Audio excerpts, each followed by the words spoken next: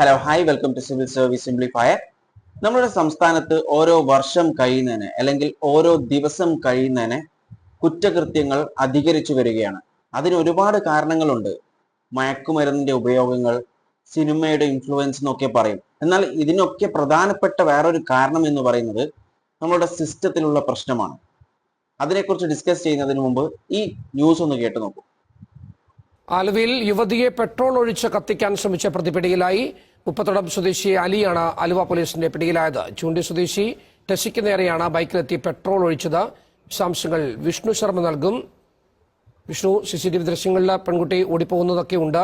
എങ്ങനെയാണ് ഈ ഒരു ആക്രമണത്തിന്റെ കാരണം? എങ്ങനെയാണ് പ്രതി കസ്റ്റഡിയിലായത്?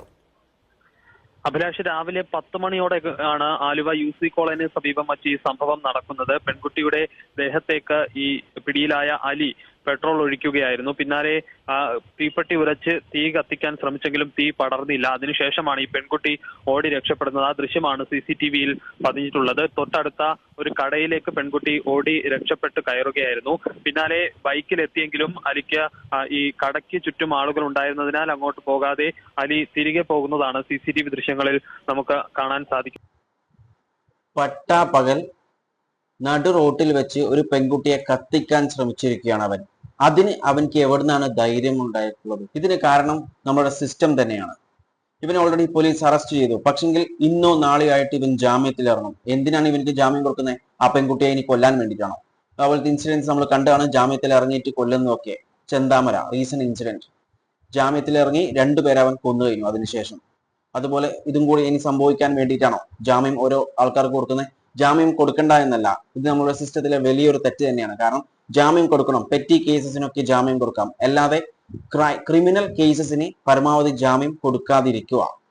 ഇതിലൂടെ ഒരു തെറ്റായ സന്ദേശമാണ് നമ്മുടെ പുതിയ തലമുറക്ക് കൊടുക്കുന്നത്. കാരണം ഒരു ക്രൈം ചെയ്തു കഴിഞ്ഞാൽ 1-2 ദിവസം അല്ലെങ്കിൽ ഏതാനും മണിക്കൂറുകൾ മാത്രമേ പോലീസ് സ്റ്റേഷനിൽ നിൽക്കേണ്ടി വരും. അതിനുള്ളിൽ ജാമ്യത്തിൽ ഇറങ്ങും.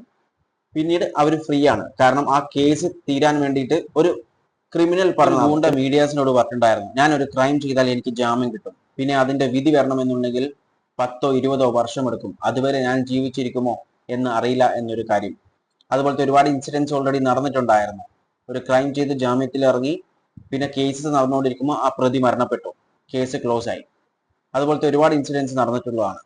ഇതിലൂടെ തെറ്റായ ഒരു സന്ദേശമാണ് ജനങ്ങൾക്ക് നൽകിക്കൊണ്ടിരിക്കുന്നത്. അതുകൊണ്ട് തന്നെയാണ് ക്രൈംസ് കുറയാതെ ക്രൈംസ് വീണ്ടും വീണ്ടും കൂടുന്നത്. കാരണം ഒരു ക്രൈം ചെയ്തു കഴിഞ്ഞാൽ ശിക്ഷ ലഭിക്കുമോ എന്ന് ഉറപ്പൊന്നുമില്ല. കാരണം ഇത് എപ്പോഴാണ് ലഭിക്കുക? അതുവരെ കാത്തിക്കണം, അതുവരെ ജാമ്യത്തിൽ ഇറങ്ങി നടക്കാം എന്നൊരു കാര്യമുണ്ട്. ക്രൈംസ് അധികരിക്കുന്നത് അതുകൊണ്ടാണ്.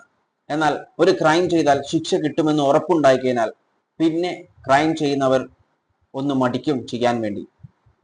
ഇതിനെക്കുറിച്ച് നിങ്ങളുടെ അഭിപ്രായങ്ങൾ കോമെന്റ് ചെയ്യുക. വീഡിയോ ഇഷ്ടപ്പെട്ടില്ലെങ്കിൽ ലൈക്ക് ചെയ്യുക. ഇൻഫോർമേറ്റീവ് ആയാൽ മറ്റുള്ളവരിലേക്ക് ഷെയർ ചെയ്യാൻ മറക്കല്ലേ. And thanks for watching me and stay tuned for another video. Okay, thank you.